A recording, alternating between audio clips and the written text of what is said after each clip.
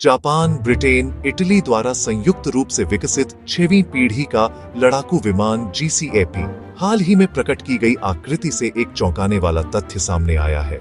यही कि 6वीं पीढ़ी के लड़ाकू विमान के लिए आवश्यक मानी जाने वाली सुपर क्रूज क्षमता को त्याग दिया गया है। इसके बजाय पंखों को बड़ा करके ईंधन और हथियार लोड क्षमता बढ़ाई गई है। आखिरकार उन्होंने गति को क्यों त्याग दिया? सुपर क्रूज आफ्टरबर्नर के बिना ध्वनि की गति को पार करने वाली अद्भुत तकनीक है, लेकिन एक घातक कमी की खोज हुई है। यही गर्मी है।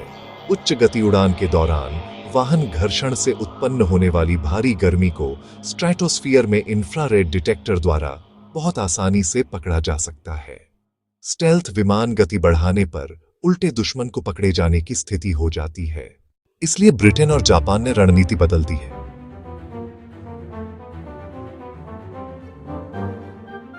वे नवीनतम शीतलन तकनीक से अपनी गर्मी को छिपाते हैं और इंफ्रारेड सेंसर ड्रोन उड़ाकर दुश्मन को पहले ढूंढते हैं और अंत तक धक्का न खोने वाले डक्टेड रैमजेट मिसाइल से दुश्मन को गिराने का तरीका अपनाया है। यह निर्णय कोरिया पर भी बड़ा प्रभाव डालता है। कोरियन एरोस्पेस इंडस्ट्रीज KAI स्वतंत्र 6वीं पीढ़ी का लड़ाकू विमान डिजाइन कर रही है, लेकिन भारी लागत वाली सुपर क्रूज इंजन को वाकई विकसित करना चाहिए या नहीं, इस पर चिंता थी। लेकिन GCAP के चुनाव के कारण कोरिया को भी अतिरिक्त इंजन विकास के बजाय AI और मानवरहित विमान नियंत्रण क्षमता पर ध्यान केंद्रित करने वाली व्यावहारिक रणनीति पर विश्वास हो गया है।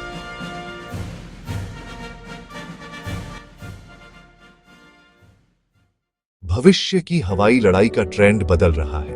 कौन तेज है यह नहीं, बल्कि कौन दूर तक देखता है और ज्यादा बुद्धिमानी से लड़ता है, इसका मुकाबला है। कोरिया और जापान की अगली पीढ़ी के लड़ाकू विमान प्रतियोगिता अब साधारण स्पेक लड़ाई से आगे भविष्य के युद्ध क्षेत्र की दर्शन की लड़ाई शुरू हो गई है।